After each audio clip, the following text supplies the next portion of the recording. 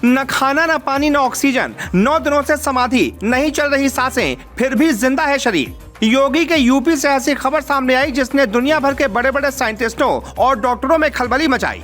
ECG report देखकर दुनिया भर के डॉक्टरों को याद आ गई नानी। 250 घंटे की ऐसी कहानी जिसे सुनकर आपको भी हो जाएगी हैरानी।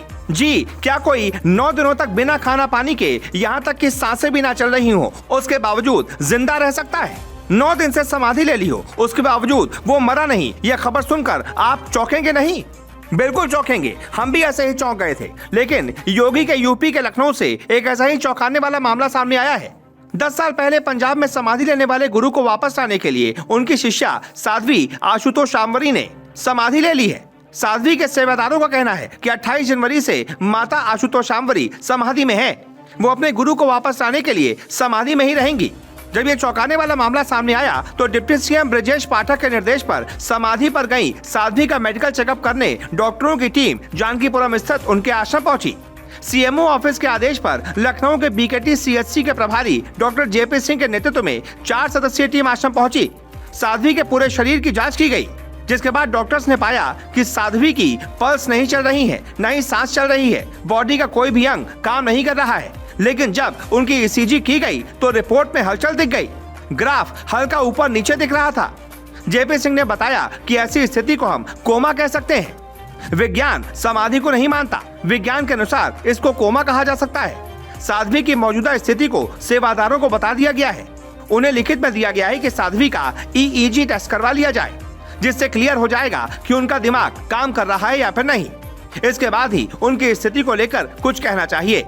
चलिए अब आपको पूरा मामला सिलसिलेवार तरीके से बताते हैं। दरअसल आश्रम के सेवादार बाबा महादेव ने बताया कि पूरे मामले को लेकर एक याचिका हाईकोर्ट लखनऊ बेंच में दाखिल की गई है। याचिका में निवेदन किया गया है कि उनकी माता समाधि के कुछ दिनों बाद वापस अपने शरीर में आ जाएंगी, इसलिए उनके शरीर को सुरक्षित रखा जाना जरूरी है। हालांकि हाईकोर्ट में याचिका विचाराधीन है। इस मामले में सुनवाई की तारीख अभी तय नहीं हुई है। 28 जनवरी 2024 को साध्वी आशुतोष शांवरी ने समाधि ले ली। समाधि लेने से पहले उन्होंने एक वीडियो भी बनाया था, जिसमें उन्होंने कहा था कि वो समाधि अपनी इच्छा से लेने जा रही हैं। समाधि के दौरान प्रक्रिया क्या क्या रहेगी, उनके शरीर को कैसे आश्रम में सेवा करके सुरक्षित रखा जाएगा, ये भी बताया गया था। वहीं आश्रम से जुड़े जो भक्त हैं, उनका कहना है कि उनकी माता जरूर वापस आएंगी, समाधि से उठेंगी और उसके बाद वो महाराज जी को भी वापस लाएंगी। हालांकि जो शरीर है उस पर चंदन का लेप लगाकर रखा गया है।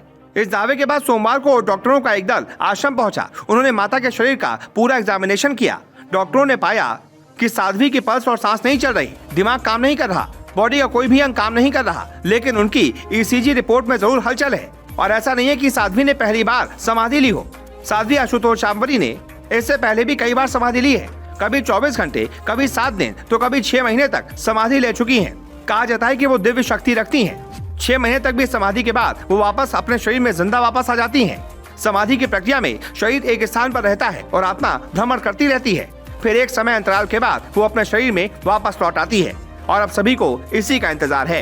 खैर, अब देखते हैं कि आगे क्या होता है। फिलहाल इस मामले में आपकी क्या राय है? जो भी आपकी राय हो कमेंट करके जरूर बताएं।